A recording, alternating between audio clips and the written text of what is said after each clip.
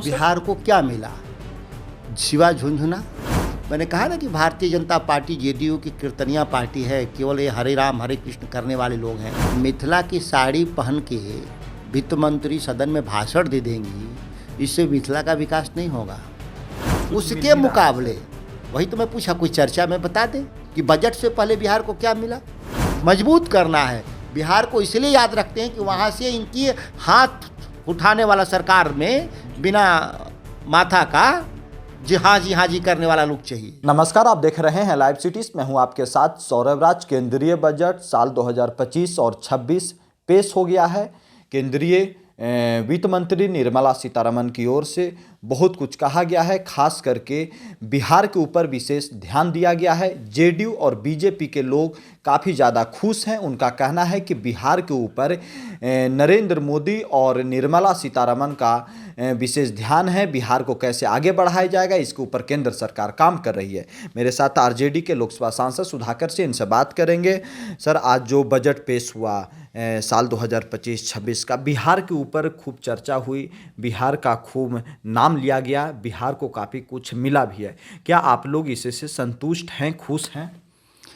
देखिए, सबसे पहले ये जो कीर्तनिया पार्टी के लोग, भारतीय जनता पार्टी और जदयू के लोग, ये दिल्ली में जो 40 सांसद में से 30 इनकी जीत कराए हैं, इनको डूब मरने के बराबर है। डूब मरने की बराबर है। क्यों सर? बिहार को क्या मिला सिवा झुंझुना। नहीं, बिहार को काफ़ी कुछ मिला है। पिछली बार याद करिए, इसकी भी चर्चा कर लेंगे अभी क्या मिला।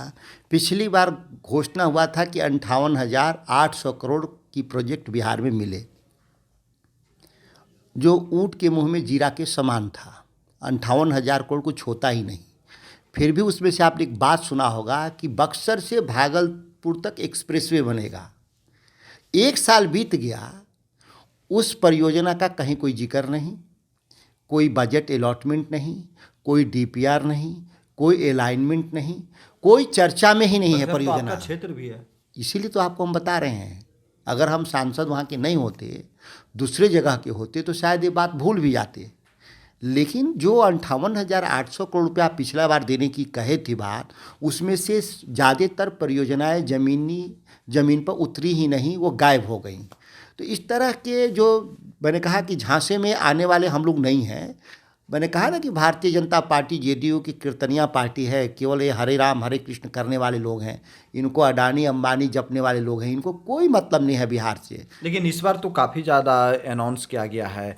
एयरपोर्ट का मामला हो, या फिर जो पटना में आईआईटी है उसके ऊपर हो, या फिर मिथिला को आगे बढ़ाने की बात हो। मिथिला की साड़ी पहन के वित्त मंत्री सदन में भाषण दे देंगी, इससे मिथिला का विकास नहीं होगा।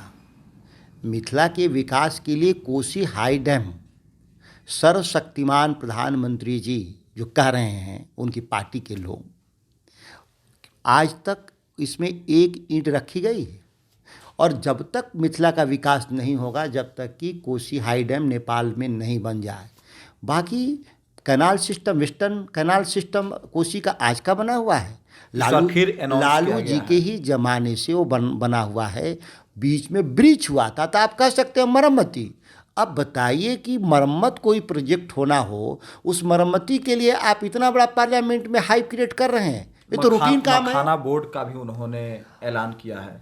दुखद बात है कि दरभंगा में पहले से ही मखाना का रिसर्च इंस्टीट्यूट है, जिसका दर्जा घटा करके उसको नीचे ले गया लोग।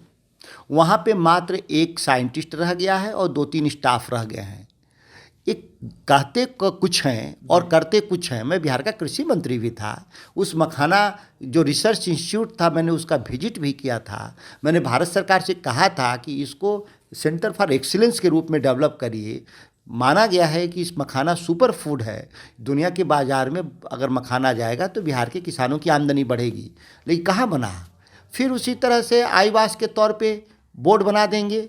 हमको बोर्ड से ज़रूरी है कि हमारे पास बिहार में मंडी नहीं है, मंडियों में ही कोई सामान बिकता है। आप मंडी क्यों नहीं बना रहे हैं? आप मंडियों के मंडी सिस्टम अपने यहाँ नहीं है। मंडी सिस्टम ही नहीं है, किसान कहाँ जाए बेचने के लिए? कोई प्रोड्यूस, पिछली बार तो मखाना का कीमत घट करके चला आया था 2 साल पहले 30 रुपये केजी, जबकि दुनिया के बाज़ार में वो 1200 रुपये केजी बिक रहा था और बिहार के किसान को मिला 30 रुपये। अभी शायद इम्प्रूव हुआ है, उसका 200 रुपया मिनिमम मिलना चाहिए, लेकिन ये 200 रुपया छोड़िए 30 रुपया पे चला आया था, इनके जो लापरवाही से, बिहार सरकार और भारत सरकार की लापरवाही से।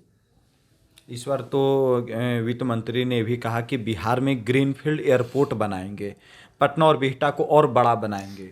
अभी चर्चा कर लें, मैं बिहार को ग्रीनफील्ड एयरपोर्ट की ज़रूरत थी, लेकिन मैं दो बातें बहुत स्पष्ट कर देना चाहता हूँ। 76,000 करोड़ का महाराष्ट्र को पालघर में शिपयार्ड मिला माल लदाई के लिए, 76,000 करोड़ का। आंध्र प्रदेश को हाइड्रोजन प्रोजेक्ट पर 2 लाख करोड़ रुपया मिला, यही प्रधानमंत्री जी आके शिलान्यास कराए। बजट में कोई चर्चा नहीं है, लेकिन बिहार को 2-4 हज़ार करोड़ का एक परियोजना मिल जाए, इसके लिए इतना हाई बजट पर चर्चा।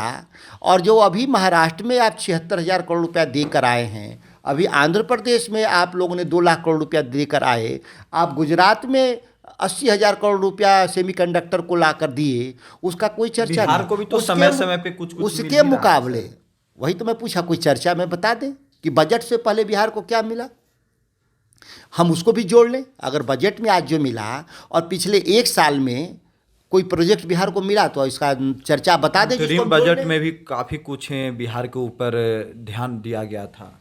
देखिए, चुनावी साल है, इसीलिए ये सारी चीज़ों को कई पुरानी परियोजनाओं को रीपैकेजिंग है, इसमें एयरपोर्ट एक नया है।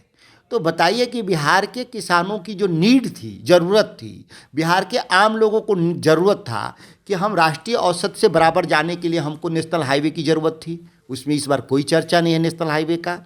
हमको राष्ट्रीय औसत पर हमको उच्च शिक्षा हासिल करने के लिए हमारे पास इंस्टीट्यूशन की ज़रूरत थी, कोई नया सेंट्रल यूनिवर्सिटी आपने नहीं दिया बिहार को। राष्ट्रीय औसत पर हमारे प्रति लाख लोगों पर बेड की संख्या, मतलब कि हॉस्पिटल की संख्या बढ़ाना था, उस पर आपने कोई चर्चा नहीं किया कि पटना एम्स का हम विस्तार करेंगे। दरभंगा एम्स आज तक शिलान्यास से वो बाहर नहीं निकला, 5 ईंट रख के चले गए, वहाँ पे कोई काम नहीं हुआ। तो ये जवाब चाहिए कि बिहार को शिक्षा, स्वास्थ्य, सड़क, बिजली, इसमें आपने क्या दिया जो ज़रूरत है हमको।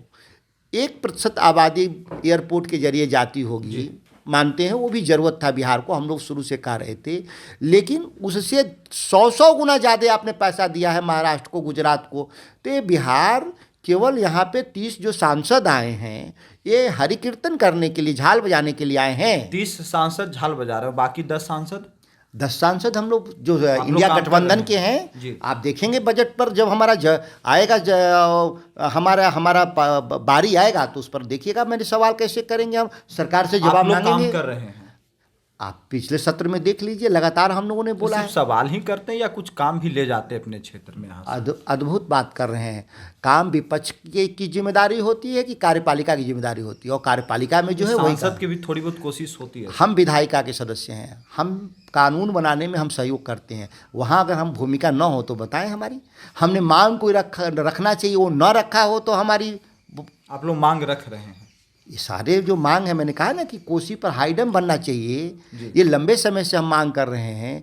तो आपने कोसी डैम पर न डैम की घोषणा करके आपने यहाँ के ऊपर जो रिपेयर करना है, ऑलरेडी वो बना हुआ है, रिपेयर करना है, रिपेयर भी भारत सरकार के बजट से घोषणा होगा। ये तो रूटीन काम है, इसमें तो कोई सरकार रहेगी नहीं रहेगी तो भी होगा वो। मतलब इस साल के बजट में बिहार के लिए बिहार को खाली हाथ है, बिहार को कुछ नहीं मिला, बिहार खाली हाथ है। अगर आप पूर्व पश्चिमी भारत में देखें, महाराष्ट्र में, गुजरात में, और दक्षिणी भारत अगर आंध्र प्रदेश, उसके तुलना में अगर उनको 100 रुपये मिला है तो बिहार को 10 रुपया मिला है। जबकि हमारा राज्य उन लोग से बड़ा राज्य है, हमको 100 रुपया, उनको 100 रुपये मिले हैं तो हमको 200 रुपया मिलना चाहिए, क्योंकि हम अल्प विकसित हैं, वो पहले से विकसित हैं।